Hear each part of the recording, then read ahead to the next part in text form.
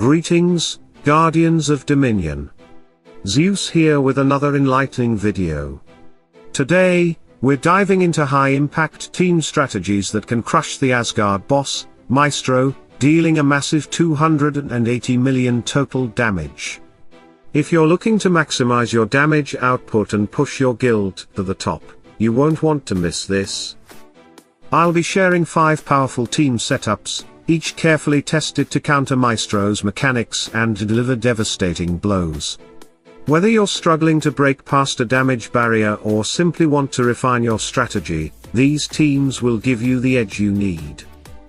Let's get started and unleash the full potential of your heroes. Before we dive into the team combinations that can reach this massive damage total, there's one crucial step you need to take: buffs. To maximize your damage against Maestro, you must purchase the right buffs, which you'll see in the video footage. These buffs are essential for boosting your hero's effectiveness, increasing survivability, and amplifying their damage output.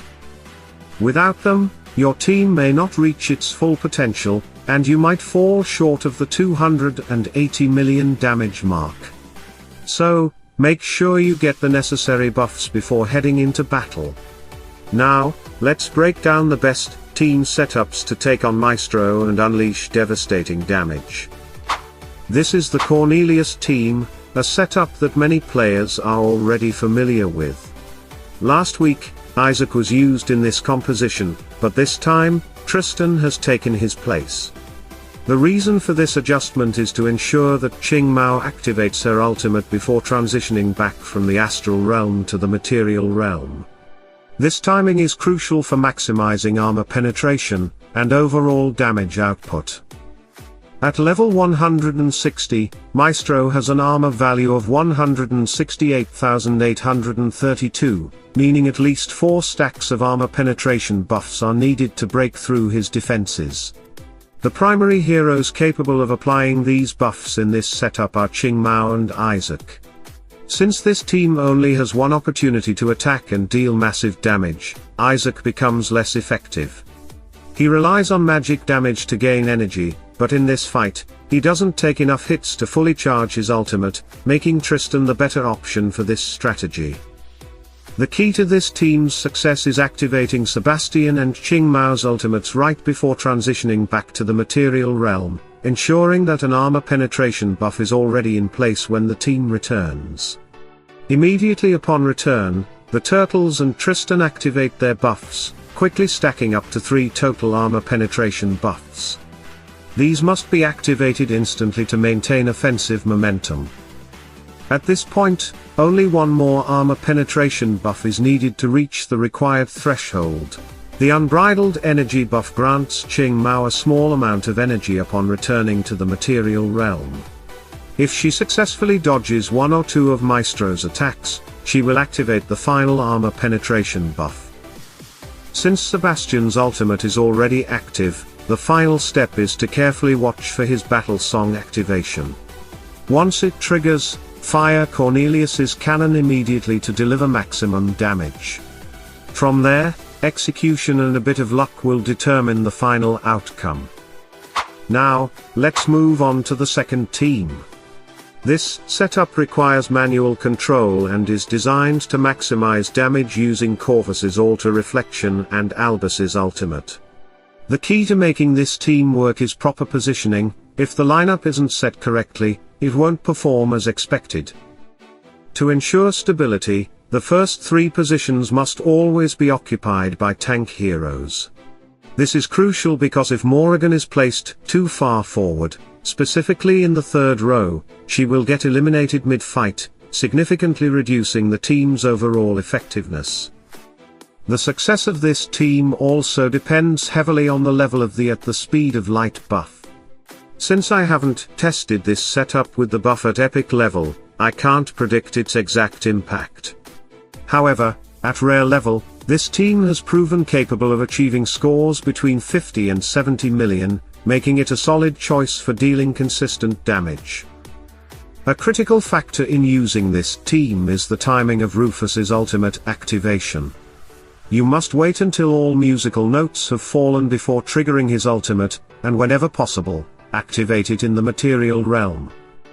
If Rufus's ultimate is activated too early, the incoming damage from the musical notes won't be mitigated properly, and his shield will continue absorbing magic damage even after transitioning to the astral realm, reducing the team's efficiency.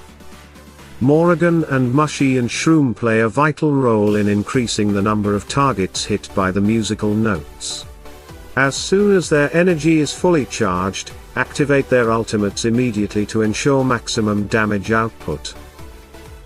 For Corvus and Aiden, there are no special timing requirements, but since both provide armor buffs, it's generally better to activate their ultimates while in the material realm for the best results. Finally, keep in mind the timing of musical note drops. It takes 5 seconds for all the notes to fall, and 3 seconds for Albus to fully charge his ultimate. This means you have just enough time to wait for the notes to start dropping before activating Albus's charge, ensuring that his attack lands at the right moment for optimal damage. Let me introduce the third team.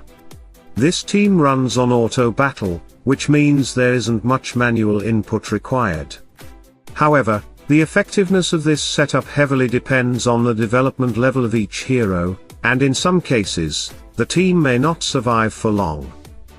Originally, Amira and Nebula were part of this lineup, but after seeing how well Augustus and Orion performed against Osh, I wanted to see if they could achieve similar results against Maestro.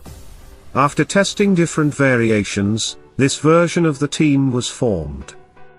Since this setup relies entirely on auto battle, there is always the possibility that adjusting the team composition or switching to manual control could lead to even better results. It might not be the most optimized version, but it's an interesting alternative worth exploring.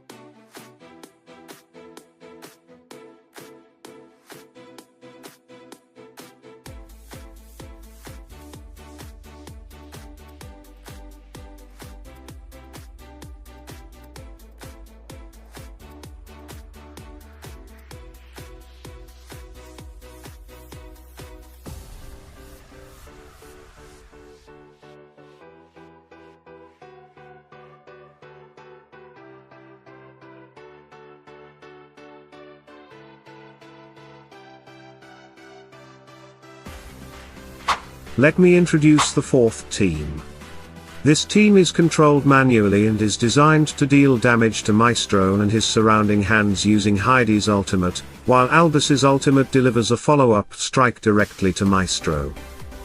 Last week, Julius was part of this lineup, but with the recent changes in the Amira-Orion team composition, Nebula was left without a role. To make use of her support abilities, she was added to this team.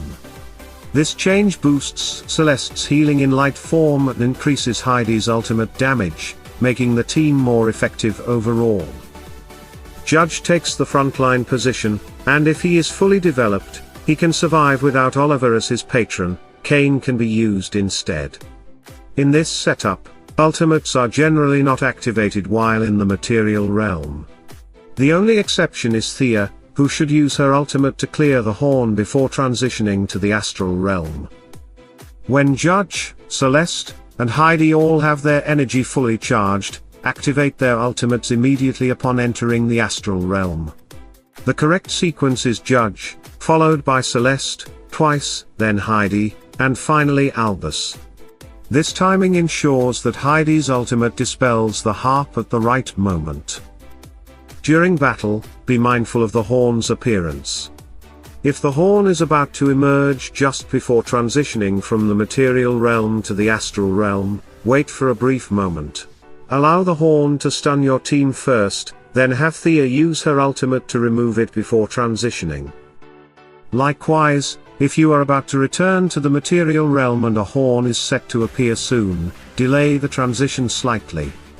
A critical mistake to avoid is using a healing skill before the horn applies its stun effect. If healing happens too early, the horn will not be removed. Failing to clear the horn at the right moment can lead to a significant loss in score. Always visually confirm the stun effect before activating any healing abilities to ensure optimal performance in battle. Let me introduce the fifth team. This setup is manually controlled and revolves around maximizing Satori's ultimate to deal massive damage. In the material realm, when Satori performs a basic attack, Foxfire is applied only to Maestro. However, by transitioning to the astral realm while Foxfire is active and then unleashing Satori's ultimate, the damage will also spread to Maestro's surrounding hands. This strategy is designed to take full advantage of this mechanic, significantly boosting the total score. One crucial factor in this battle is managing the horn's stun effect. The team relies on 3 tanks to absorb the stun, and if they fail, the fight can quickly fall apart. Galahad is the most vulnerable hero, so it's essential to closely monitor his health, the timing of his ultimate, the moment the horn appears, and when to transition back to the material realm to keep him alive and maintain the team's performance. When the transition gauge is full and the team is ready to shift from the material realm to the astral realm, the first step is to activate Merlin's ultimate. Right after that, the transition to the astral realm should begin. Once in the astral realm, Mojo's ultimate must be activated immediately to amplify the team's magical damage output. Finally, Satori's ultimate should be unleashed, ensuring that his Foxfire damage is applied to Maestro and his hands. By following this sequence smoothly and precisely, Satori can unleash his full potential, helping the team secure the highest possible score in the battle. We've covered 5 powerful team setups, each designed to counter Maestro's mechanics and deliver devastating damage. By understanding the unique strengths of each team and executing the right strategies, you can push your damage output to the next level. Whether you're using Cornelius for precise armor penetration, leveraging Corvus's altar for massive reflections, or unleashing Satori's Foxfire in the astral realm, each of these teams has been tested to ensure success. Now, I want to hear from you. Which of these teams has worked best for you? Have you found any adjustments that improved your score? Drop your thoughts in the comments and share your experiences with the community. If this video helped you, make sure to like, subscribe, and turn on notifications so you never miss out on the latest Hero Wars strategies. More powerful team compositions and advanced battle tactics are coming soon, so stay tuned. Keep testing, keep adapting, and keep dominating. Victory belongs to those who strategize wisely. Salute and friendship.